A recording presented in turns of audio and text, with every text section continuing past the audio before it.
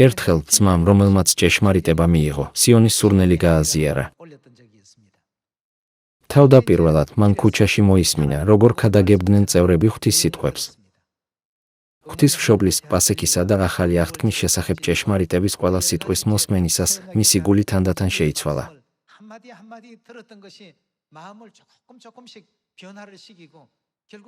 საბოლოოდ ღმერთმა მისცა მას საშუალება სიონში დაბრუნებულიყო. ამიტომ უნდა გვჯეროდეს, რომ ღმერთი ყველაფერში წაგვიწყვება და დაგვიპყრობს. ასეთი რწმენით ყველაფერი უნდა განვახორციელოთ.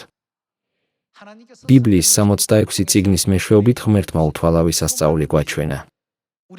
ჩვენ მათ სასწაულებს ვუწოდებთ, მაგრამ ბიბლიის მეშვეობით ღმერთმა გვაჩვენა, რომ ყველაფრის გაკეთება შეგვიძლია, როცა რწმენა გვაქვს.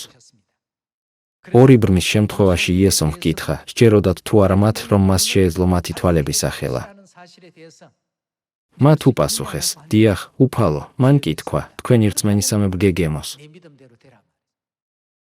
მათ რომ ეჭვები ჰქონოდათ, ან გაკვირვებულიყვნენ და ეფიქრათ, ის ადამიანია. მართლა შეუძლია ამის გაკეთება, ასეთი რამ არასდროს მოხდებოდა.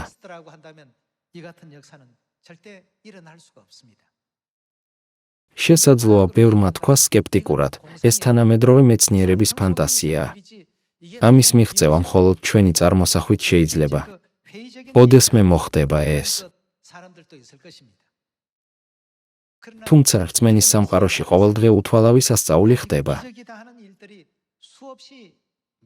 ღმერთმა თქვა, თქვენი რწმენისამებრ მოგეგოთ. ყველაფერი დანარჩენი კარგად უნდა გვახსოვდეს, მაგრამ ეს განსაკუთრებით უნდა გვახსოვდეს. რაც უნდა პროვედური გზა გავიაროთ.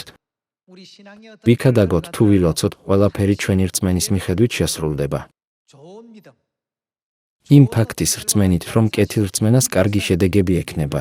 მოდით, რწმენის გზით ვიაროთ. მოდით წავიკითხოთ მათეს სახარების მე-9 თავი, 18 მუხლი. როცა მათ ამას ელაპარაკებოდა, მივიდა მასთან ერთი მთავარი, თაყვანისცა და უთხრა: ჩემი ქალიშვილი ესესაა მოკვდა, მაგრამ მოდი, შენი ხელი დაადე მას და გაცოცხლდება. წამოდგა იესო, გაჰყვა მას და მასთან ერთად მისი მოწაფეებიც. აჰა, ერთი ქალი, რომელიც 12 წელიწადს იტანჯებოდა სისხლისდენით, უკნიდან მიუახლოვდა და შეეხო მისი სამოსლის კალთას. ვინაიდან თავისთვის ამბობდა, მის სამოსელსაც რომ შევეხო, განვიკურნებიო. ხოლო იესო მიბრუნდა, დაინახა იგი და უთხრა: გამხნევდი, ასულო, შენ მარწმენამ. რა გიშველა? გადაგარჩინა და ქალი იმავე ჟამს განიკურნა. ყველაფერი რწმენით უნდა გავაკეთოთ. ორ ბრმასაც რწმენა ჰქონდა. მოხდა საოცარი სასწაული თუ არა, ამას მნიშვნელობა არ აქვს. ბიბლიის მეშვეობით ღმერთს სურს გააუძოს თავისი შვილები, რომ ჰქონდეთ რწმენა ყოველთვის, როცა რამეს გააკეთებენ.